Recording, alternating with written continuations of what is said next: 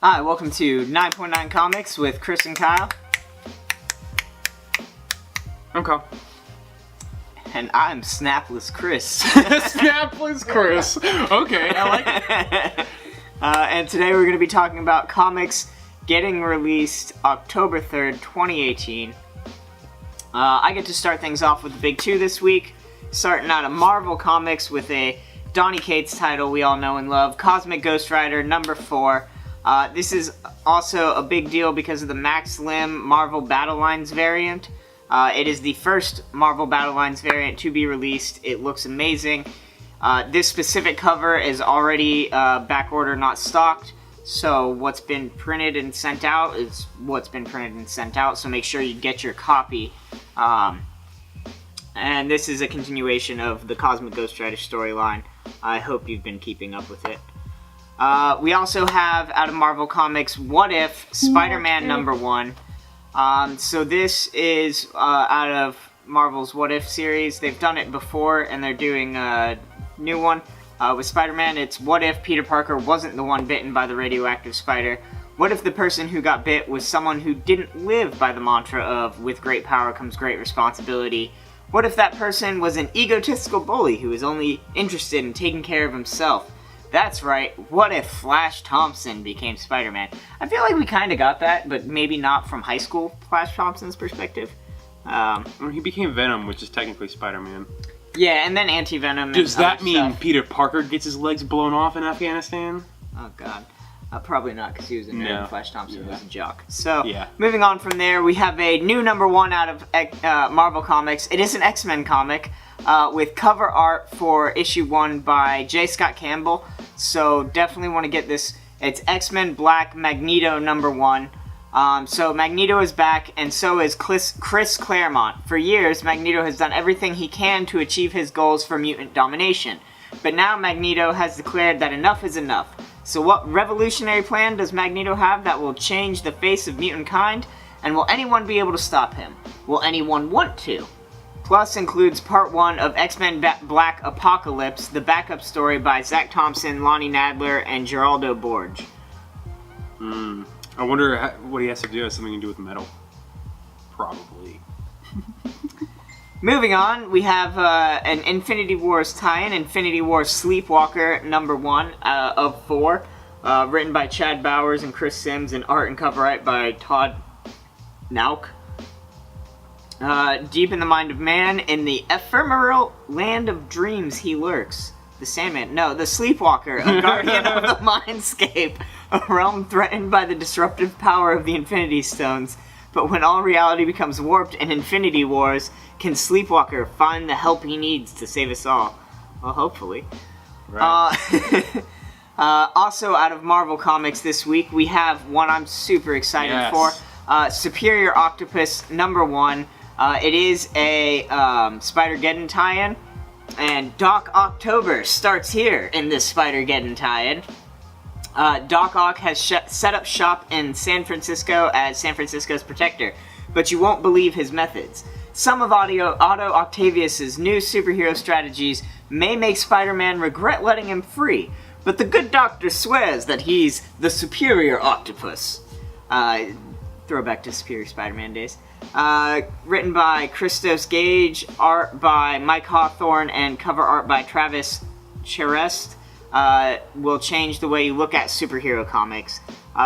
Key note is this issue is backorder out of stock, Correct. So get it while you can.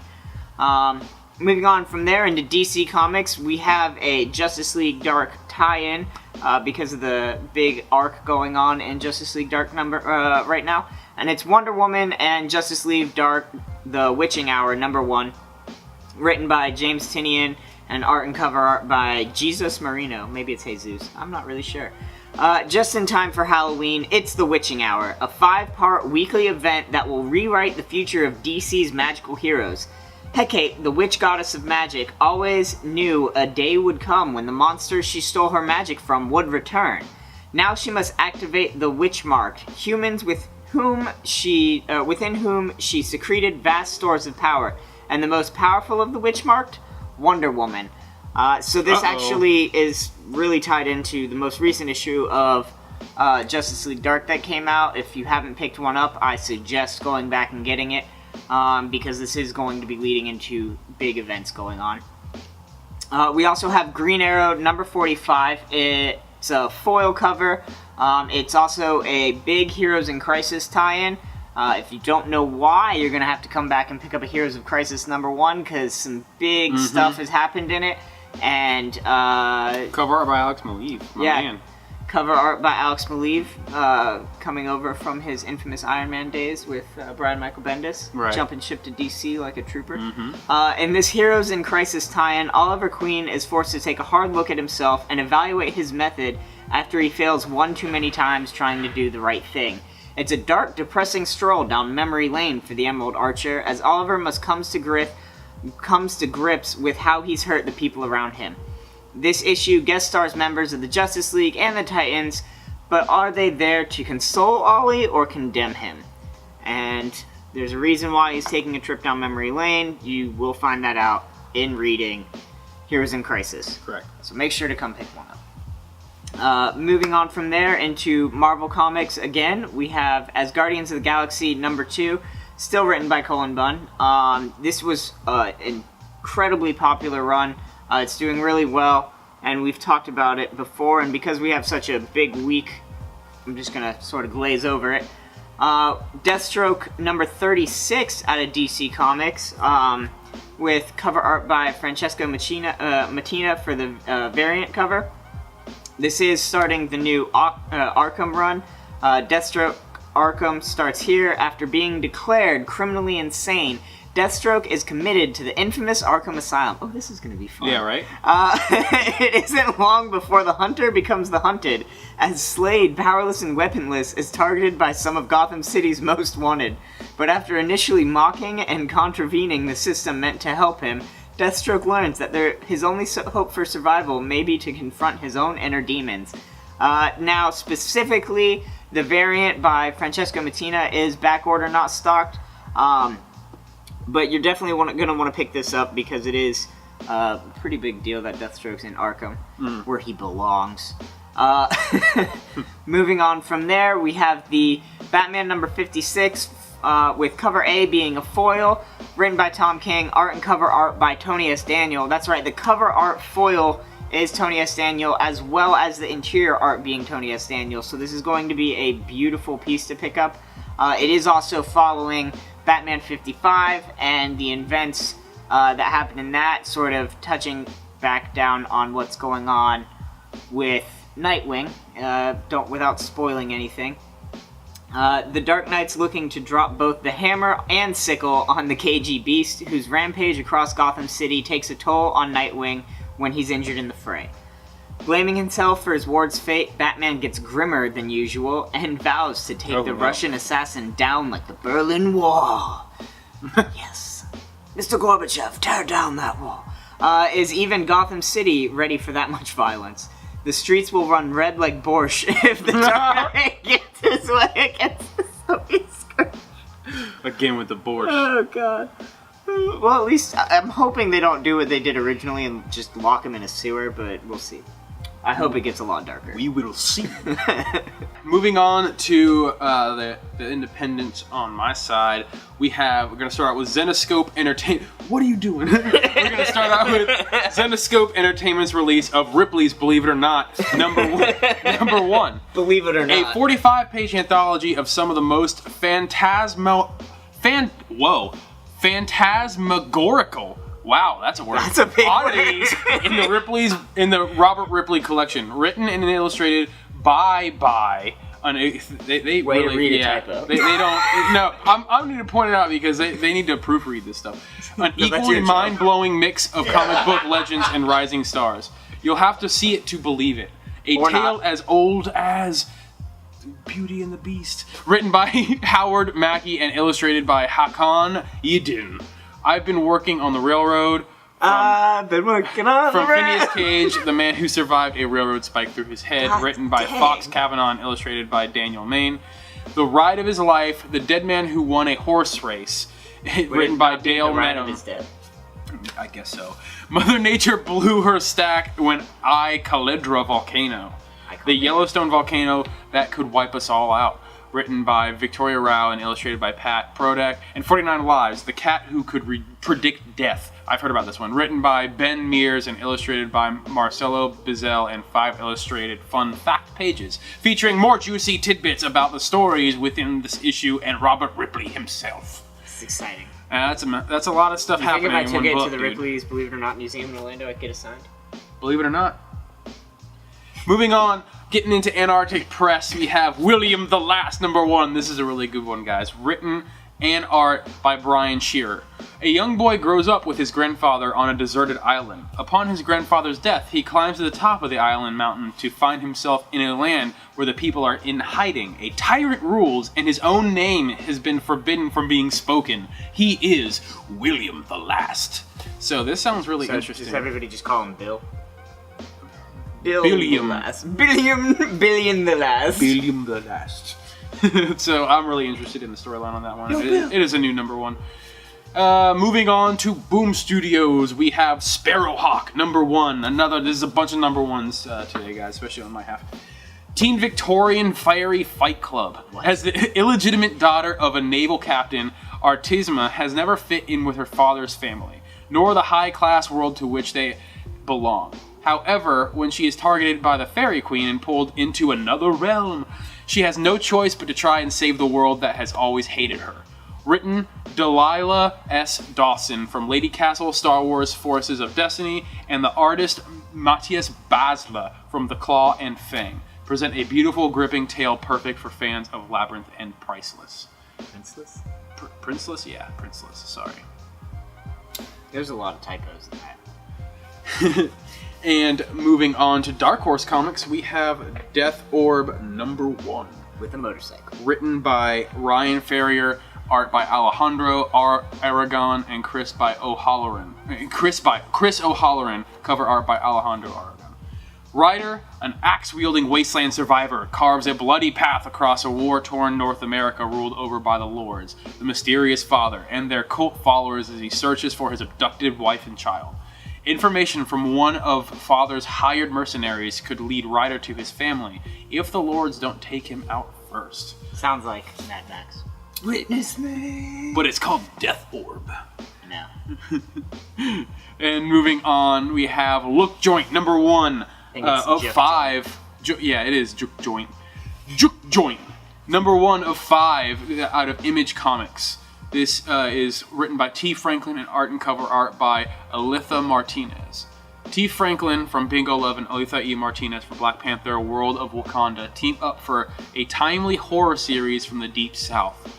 Mahalo runs the hottest spot in all of the 1950s in New Orleans. The juke joint keeps the jazz popping, people bopping, and the women are to die for.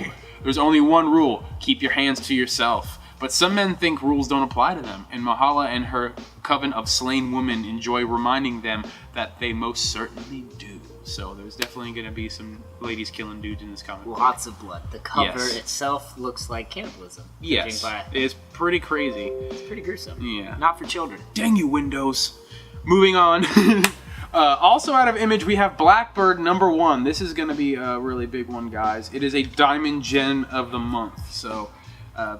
mature readers only. So. Correct. An all-new ongoing series from fan-favorite writer Sam Humphries from Harley Quinn and Nightwing and red-hot artist Jen Bartel. In this neo-noir fantasy, Nina Rodriguez is positive that a secret magic world ruled by ruthless cabals is hiding just beneath the veneer of Los Angeles. The problem? Everyone thinks she's crazy. The bigger problem? She's not crazy. She's right. Can she unravel the mystery before the great beast catches up with her? So, it's a T+ rating. And it's a #1 out of Image. Speaking of Image, is another one with Redlands #7. This is a new story arc, guys. We haven't seen Redlands in a little while, and they're coming back at you with a new story arc. The Eisner-nominated horror series returns. Daddy's home, and he needs something from the witches of Redlands. The coven is divided. Bridget is still inhabited by another woman, and Casper is finding that Nancy is not all that innocent victim she claims to be. And soon, she'll discover that neither is he. What? Just don't say Daddy's home anymore, please. Okay. I won't say it anymore. Daddy's home. The stock is the stock is low on this one, so they are being bought up. It is Redlands, so very successful. Moving on, we have Dead Rabbit #1 out of Image Comics. This was a really good one as well, written by Jerry Dugan and art and cover art by John McCree. Back in the 90s, Dead Rabbit was a prolific Boston stick-up man and hoodlum until he took down one of the last big score and disappeared. Nobody ever discovered the truth. He retired to be with the love of his life. Now he's back in the mask to save her. But no one, not his wife, the mafia, or the cops, is happy that he's out of retirement. From John McCree, the artist and co-creator of Mythic and Hitman, and Jerry Dugan, the writer of Analog and Deadpool, comes an action comedy drama tale of Martin Dobbs, aka Dead Rabbit, the man who says he's descended from one of the original gangs in New York City. Get on board with the oversized first issue of an all-new ongoing series for mature readers only. This is also a Diamond Gem of the Month, and these will not be going into second print. It says right here that these will not be having new printing. So if you don't get a first print, you're screwed. Correct. That's it. The ultimate gamble. And also out of Image Comics, we have Errand Boys #1 of 5. This is another short run written by DJ Kirkbride and art. I prefer Kirkbride. Me too. Art and cover art by Nikos Kotsis. In the future, if you can't find a decent job, you run errands. The dangerous, often illegal kind. Sounds like today. 30-year-old Jace Lopez is a hard-worn scoundrel and a lifelong solo act until he's saddled with his 13-year-old half-brother, Tonk, full-time. Now, Jace has 2 mouths to feed while evading the law, running from aliens, and jumping off skyscrapers. The only thing weirder than the vastness of space is family. So it's going to be it's a family story, like Deadpool. Yeah. Yeah, a very family story. Very family-oriented. And then, moving on out of Dark Horse Comics, we have Umbrella Academy, Hotel Oblivion #1. Written by Gerard Way, art by Gabriel Ba and Nick Filardi, and cover art by Gabriel Ba. Faced with an increasing number of lunatics with superpowers, eager to face off with his own wonderkind brood, they're using German on me. Sir Reginald Hargreaves developed the ultimate solution. Now, just a few years after Hargreaves' death, his Umbrella Academy is scattered. #5 is a hired gun. Kraken is stalking big game. Rumor is dealing with the wreckage of her marriage, and Rotund Spaceboy runs around the streets of Tokyo.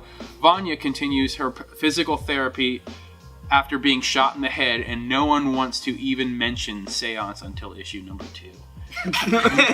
With a Netflix series soon to debut, the award-winning and best-selling superhero series returns, Stranger Than Ever. So this is a Diamond Gen of the Month, and it is also going to be being picked up by Netflix. It already is. It already is. The show is soon coming out, but can I just talk about how appetizing that cover was? Yes. I'm just hungry now. Yeah. I could go for some roach. Reminds me of some old places I love. Yeah. You know some new places we always are at every week. The 9.9 no-brainer! It's every week, guys. And this week's 9.9 no-brainer is Batman the Max #1 of 5, Arkham Dreams. So, for those of you who don't know, the Max is, I think they're out of IDW, I'm pretty sure. But it's Image, right. It's an old 90s comic from back in the day, and they're bringing it up here with Batman. Batman must face the strangest and most bizarre adventure of his career as he meets comics' strangest and most bizarre hero, the Max. IDW and DC Comics proudly present the most surreal, quirky, and wonderful crossover of all time. A devious new doctor at Arkham Asylum is conducting unconventional experiments into the human psyche, and he kicks off a chain reaction of disaster when he experiments on Arkham's newest patient, the Max. Yeah, whatever. The city of Gotham is starting to merge with the Max's psychedelic mental landscape, known as the Outback, blurring the line between real and unreal. It's up to Batman to save not Gotham, but all of reality. And he and the Max are going to have to travel through some of the darkest places imaginable, the twisted minds of Batman's greatest enemies.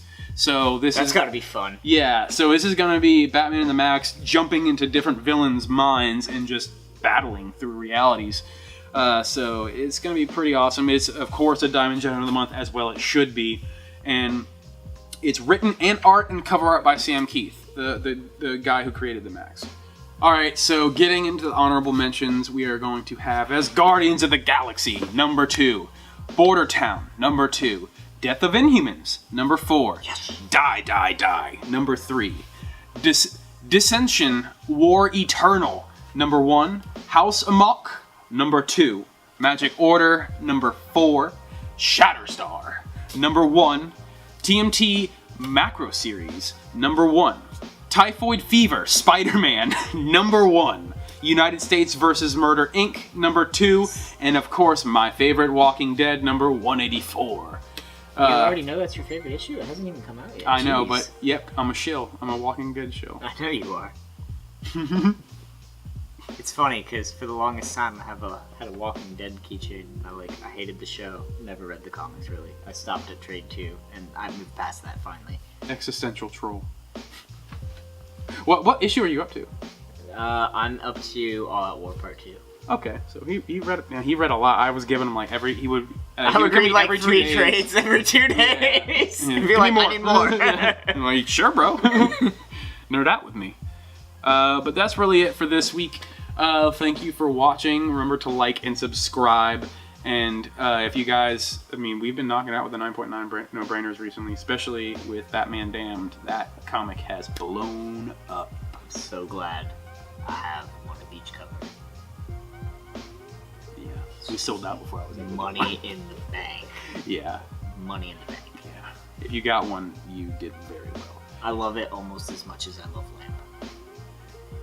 I love Lamp. But anyway, that's it for this one, guys. Thanks for watching, and return for next week's when we will tell you what awesome comics to add to your collection. Make sure to have a good lamp.